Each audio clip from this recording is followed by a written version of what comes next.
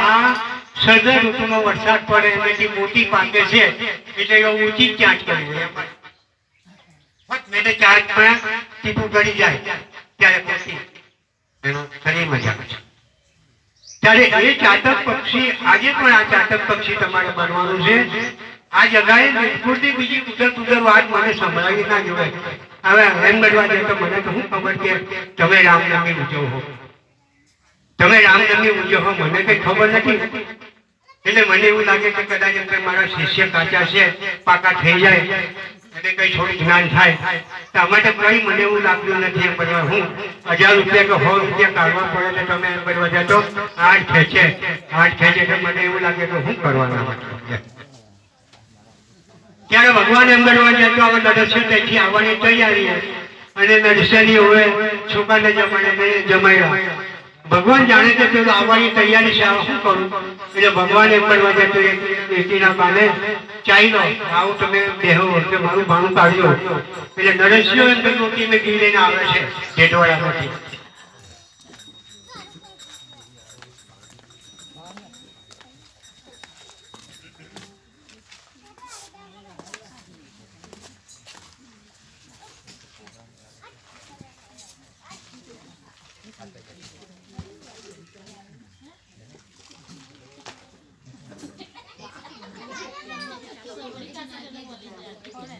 એટલે નરસિંહ લોટાએ ઘી લાવ્યો અને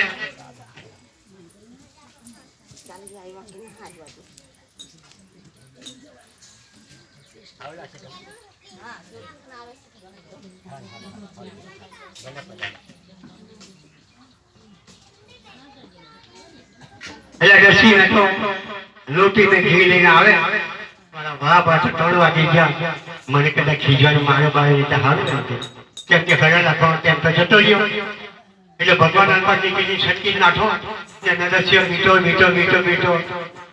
જેલે બેહી પડ્યો રોટલા પર લે ત્યાં ઘી એમ કેમ કે તમે હળા તો લાગ્યું આપણે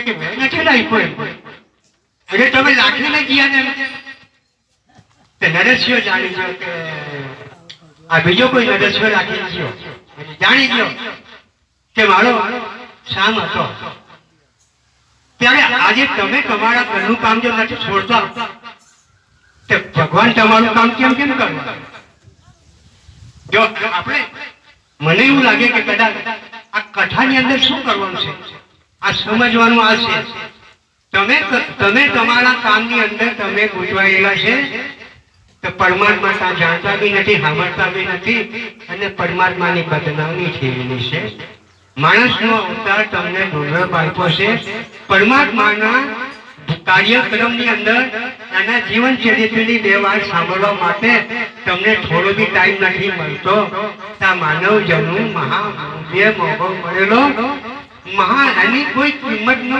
કોઈ ટાંગો નથી કે કોઈ કિંમત કરી શકે ધનવાન કે પૈસાદાર કે સોના ચાંદી આ બ્રહ્માંડ આખું સોના ચાંદી મૂકી દે તો એક શરીરની કિંમત ના કરી શકે મોગો મહામૂલ્યે મળેલો માનવ જન્મ ફરી પાછો મળતો નથી તો પરમાત્માના ગુણ ગાવા માટે અને પરમાત્માનું કીર્તન કરવા માટે અને શ્રાવણ કરવા માટે આ માનવ જન્મ મળેલો છે તમે એમ કરવા જાય તો શાના માટે આવા બધા વિચિત્ર મતલબમાં કામ કરેલા છે મને સમજ પડતી નથી આજે મેં 11 નો ટાઈમ આપ્યો તો તમારે 10 વાગે આવવું જોઈએ જો તમને લાગી હોય તો એટલે તમારા કામ પહેવું મારે દૂધ પર છોડવાનું છે પહેવું કાઢવાનું છે દૂધ કાઢવાનું છે ફલાણ ખેતરમાં કામ છે ઢીકું કામ છે તો ભગવાન ક્યાં છે તમે વિચાર કરો કઈ જગ્યાએ એ તો તમારો કોઈ પત્તો નથી પડવાનો હું તમને આજે એમ કરવા જાય તો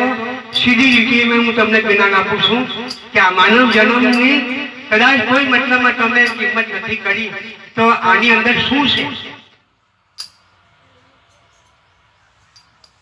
પશુ પ્રાણી જીવ જંતુ કીડી કુંજર મનુષ્યો માનવ દેવ દાનવ જાનવર પ્રાણી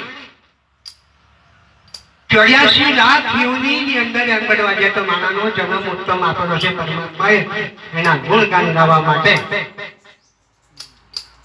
એના ગુણગાન એનું કીર્તન કોણે કરેલું કે પરીક્ષિત રાજા. પરીક્ષિત રાજાને એમ બળવા હતો 7 દિવસની અંદર એને સાપ બાજવાનો હતો અને પરીક્ષિત રાજા 7 દિવસમાં મરણ પામવાનો હતો. ઋષિ મુનિના ગળાની અંદર સાપ નાખવાથી ઋષિ મુનિને શ્રાપ આપેલો કે મારી સમાધિ મારું જે સત્કર્મ ભંગન કર્યું છે જેને એને 7 દિવસમાં ઝેરી સાપ વાગશે. તો પરીક્ષિત રાજા ને ધરતીના પગ પડે, 2 દિશા ભાન ભૂલી ગયો. પાણી પીવાનું મન ના કરે, ખાવાની ચિંતા ના કરે કે 7 દિવસમાં તો મને સાપ બાંધવાનો છે, હું મરી જવાનો છું. ત્યારે 7 દિવસની અંદર શ્રાવણ ભક્તિ કોણે કરેલી? પરીક્ષિત રાજાએ. 7 દિવસની અંદર એમ બળવાય પરીક્ષિત રાજાએ મનન કર્યું. તો 7 દિવસની અંદર પરીક્ષિત રાજાએ એવું મનન કર્યું કે ઉપરના લોકની અંદર ભગવાનના ખોળા પર જઈને બેસી ગયો.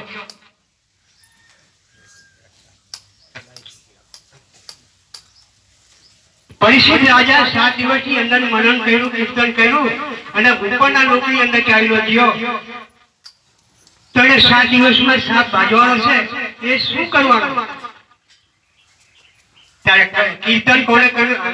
શ્રાવણ કોણે કર્યું? પરીક્ષિત રાજા. કીર્તન કોણે કરેલું કે સુખદેવે એવું કીર્તન કર્યું કે 7 દિવસની અંદર પરમાત્મા સાક્ષાત્કાર પરીક્ષિત રાજાની સામો કરી દીધો.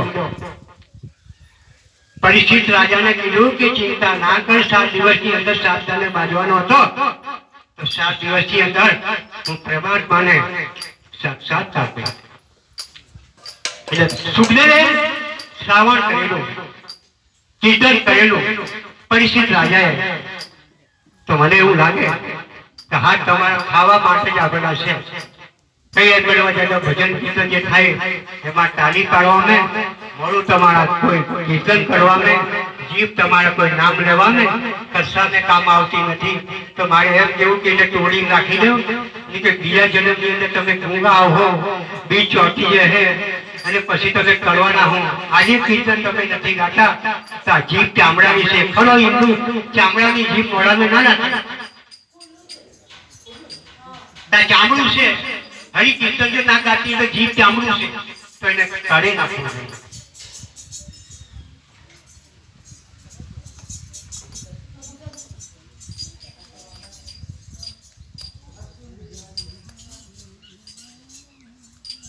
પશુ પ્રાણી જીવ જંતુ કીડી મકોડો ધરતી ગાયો ભેંસ અનેક જાનવરો આજના દિવસની અંદર એટલા બધા રંગી જેના સુંદરો જીવન બનાવીને નાચતા ઉઠતા હોય, કેટલા કીર્તન કરતા હોય, કેટલું પિયારું બોલતા હોય, ઉર્જા હોય, પણ એનો વિચાર આચાર એ જ હશે કે આજનો દિવસ તો ભગવાનનો જન્મ દિવસ કહેવાય.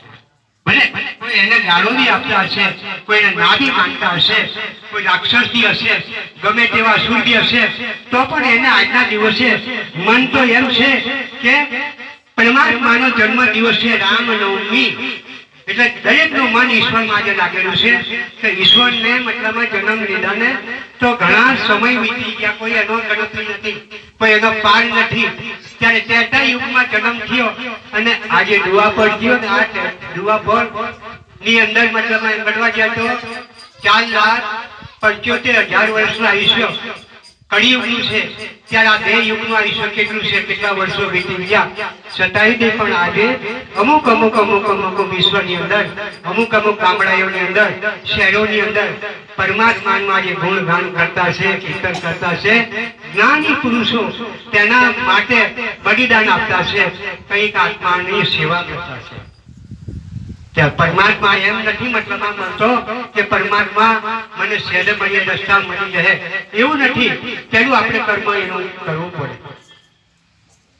એનું જે કોઈ કરીએ આપણે તો જ એ કૃપા કરશે ને, કે કૃપા ના કરે.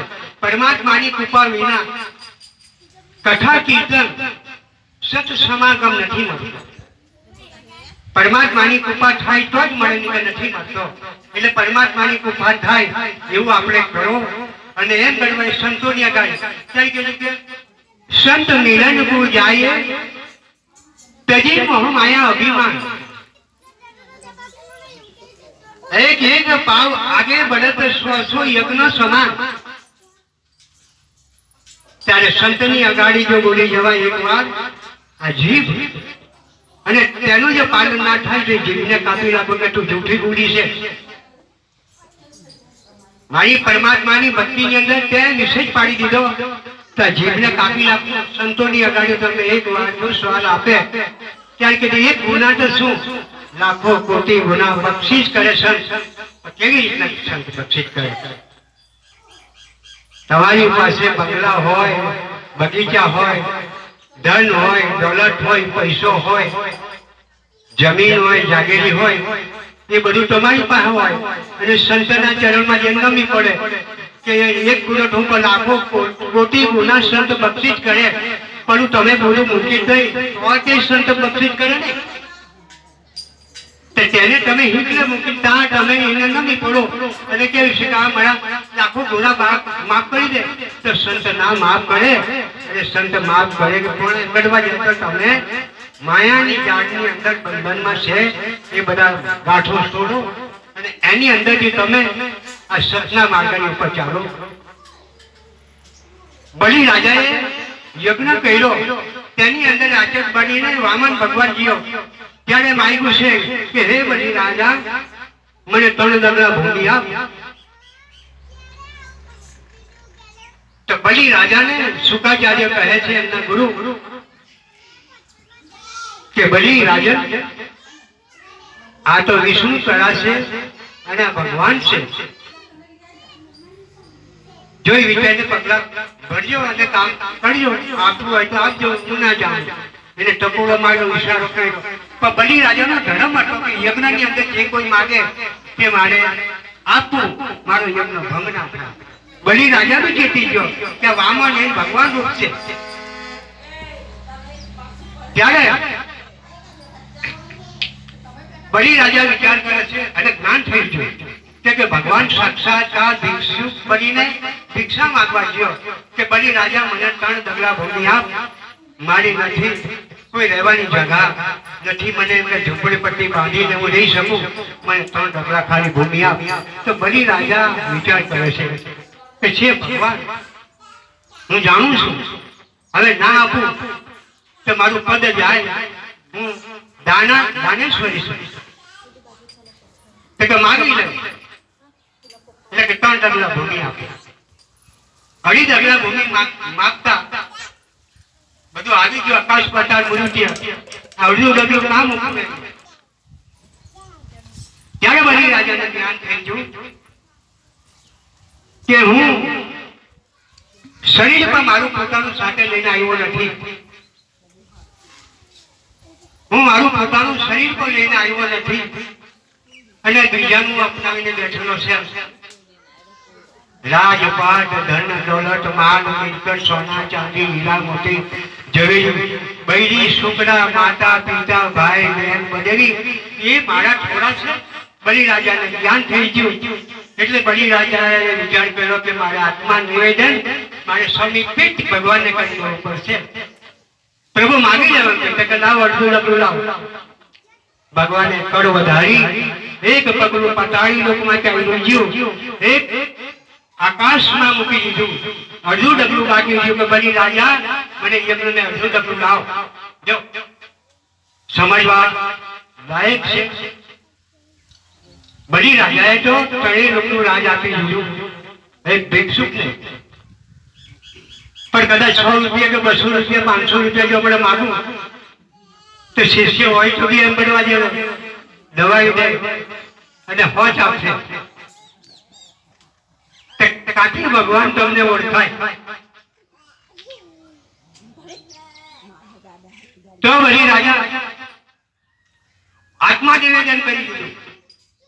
બૈરી, સુકડા, ઘર બાર, ધન, માલ, મિલકત, સોના, ચાંદી, રાજપાટ ભગવાનને કીધું કે તારું તું છે અને હું તને સમીપિત કરી દઉં પ્રભુ આ લઈને મારે ના જોડે બૈરી છોકરા બધા સોંપી અને બલી રાજાને માથા પર ચરણ મૂક્યું ભગવાને અને સાતમા રસા તળે બલી રાજાને ચાપી દીધો. ત્યારે બલી રાજાને સમીપિત આત્મા નિવેદન ભક્તિ કરી દીધી. ત્યારે આપણે નવદા ભક્તિ પર જવું પડશે. નવદા ભક્તિ આપણે કરવી પડશે. સત્યને મેળવવું પડશે. સત્યની કમાણી કરવી પડશે અને પરમાત્માને ઓળખવું પડશે. આપણા પોતાના આત્માના કલ્યાણ માટે ઈશ્વર સાક્ષાત્કાર છે, પણ આપણે ઓળખી ના શકીએ. બીજું કે કદાચ કઈ ને કઈ સંતોના મતલબમાં સંગીત મતલબમાં તમારે આત્માની ઓળખાણ થાય. આત્માની ઓળખાણ એમ ના થાય.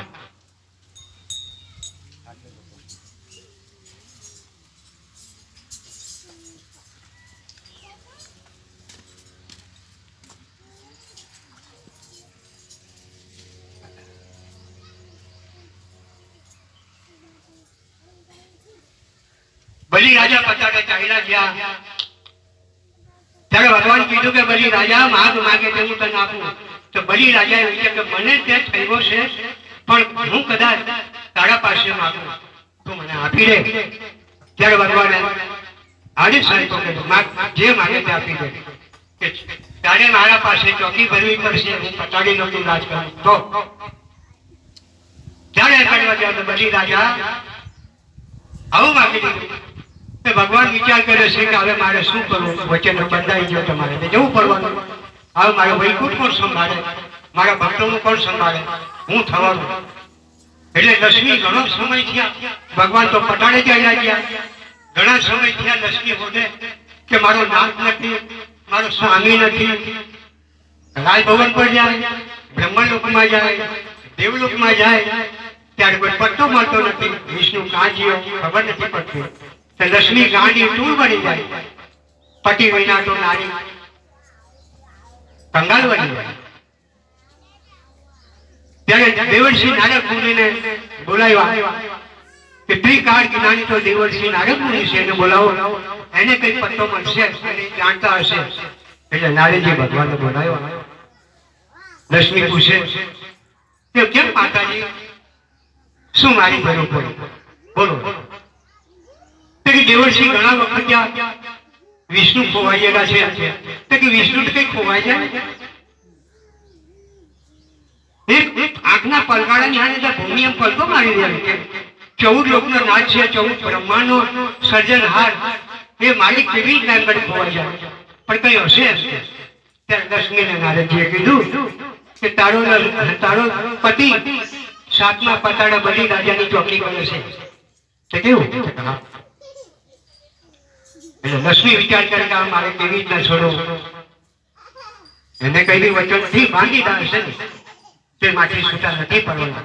ત્યારે લક્ષ્મી માતા એને રાખડી લઈને જાય છે. બલી રાજાને રાખડી બાંધે. ત્યારે બલી રાજા એને દક્ષિણ આપે. કીધું કે માતાજી તમને શું આપવા. કે હું માગું છું ભાઈ તો ભાઈ મને આપી દઉં. બલી રાજાને ભાઈ બનાવ્યો. રાખડી માંગી કે મારા પતિને તમે છોડો એ હું ઈચ્છા કરું છું. કે તમારો પતિ મારી પાસે ચોકી કરે હું એને કેવી છું. ત્યારે ભગવાન વિષ્ણુએ મહાદેવને બોલાવ્યા. મહાદેવને બોલાવી કીધું કે મહાદેવ હું 6 મહિના વૈકુંઠમાં સંભાળું, ભાવિક ભક્તોનું કામકાજ કરું અને તમામની મતલબ દેખરેખ રાખું. માટે 6 મહિના બલી રાજાની ચોકી તમારે કરવાની, 6 મહિના હું કહીશ. ત્યારે 6 મહિના બલી રાજાની ચોકી મહાદેવ કરે અને 6 મહિનાની વિષ્ણુ કરે. ત્યારે આત્મા નિવેદન ભક્તિ કોણે કરેલી? બલી રાજા. કરણ રાજા જેવો ને બલી રાજા જેવો કોઈ દાતા નહીં. જ્યારે કરણ રાજાને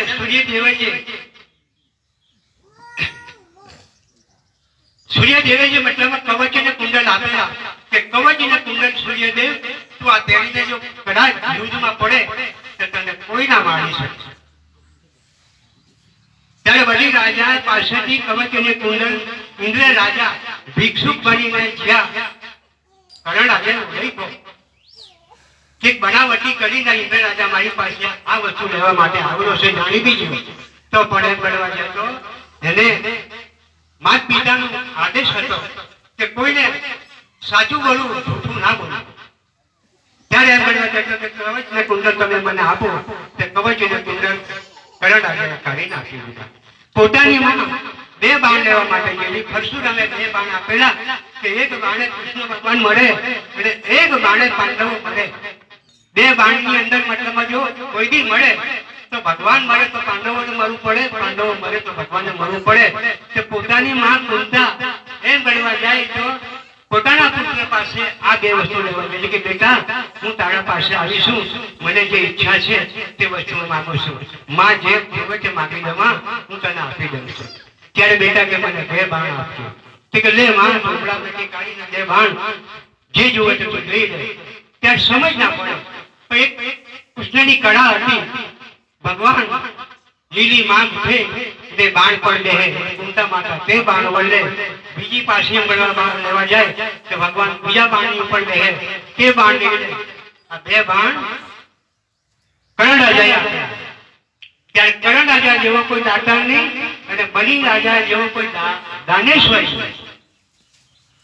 જ્યારે સમય આવે તો આપવું પડે અને સમય આવે તો આ પ્રાણને તજી દેવો પડે.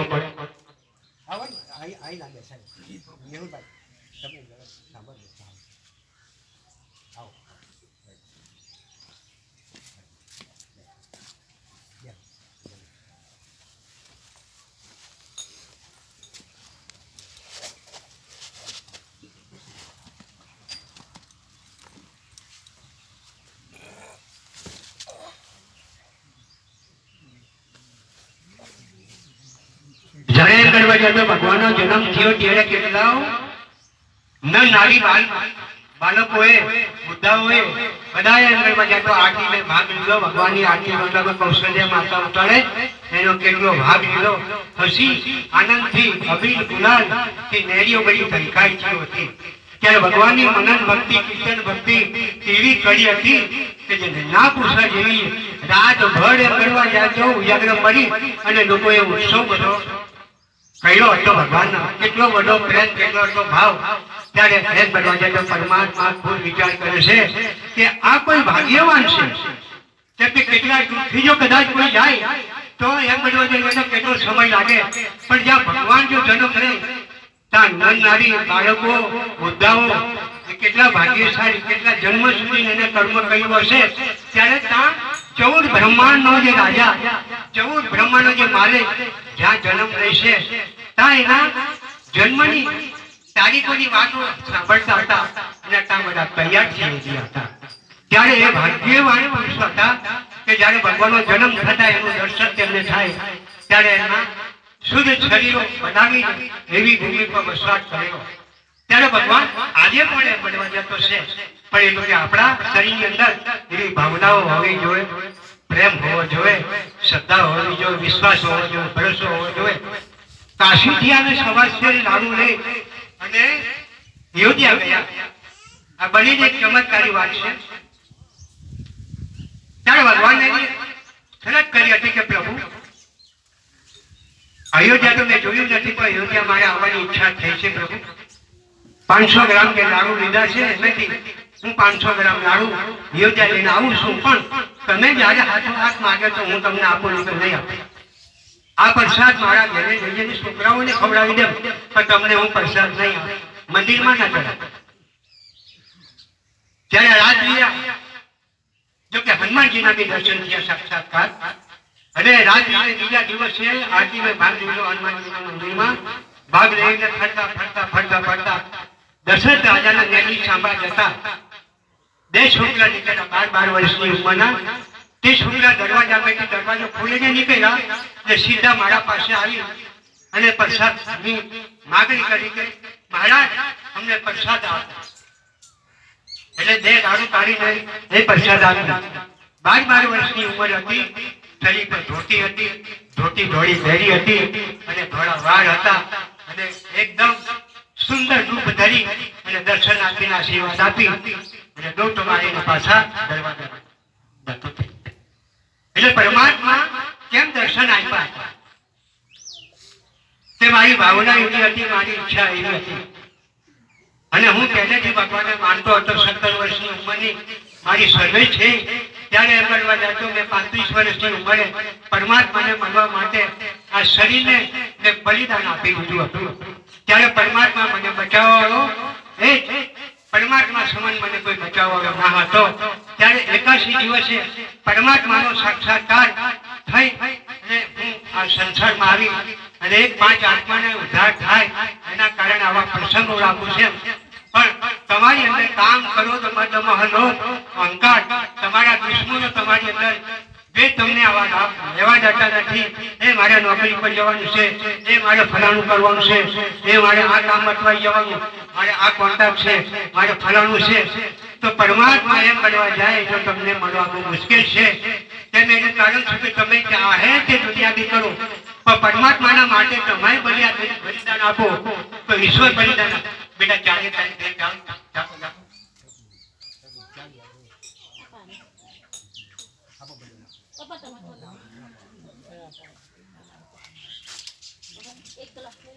હેલો